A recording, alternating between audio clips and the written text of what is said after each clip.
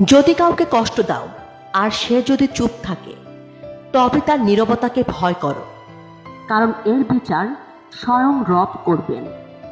যখন প্রিয় মানুষটা বদলে যায়, তখন সবাইকে স্বার্থপর মনে হয়।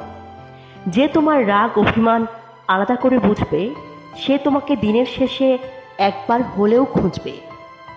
সময় থাকতে সম্পর্কের মূল্য দিতে শিখুন, না হয় পরে কেঁদেও লাভ হবে না।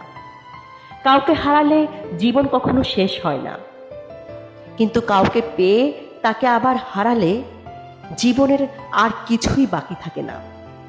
চাহিদা যত কম, জীবন তত সহজ এবং সুখের। মানুষ আপনার সাথে নয়, আপনার পরিস্থিতির সাথে হাত মিলায়।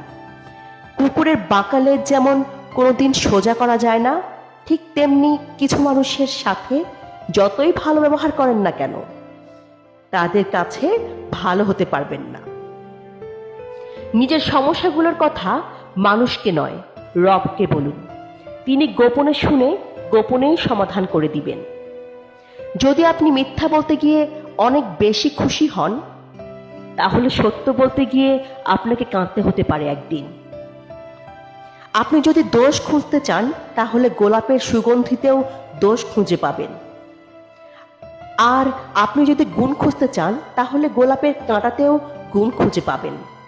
মানুষকে অবশ্যই বিশ্বাস করা উচিত, কিন্তু তার আগে ভেবে দেখুন সে আসলে মানুষ কিনা।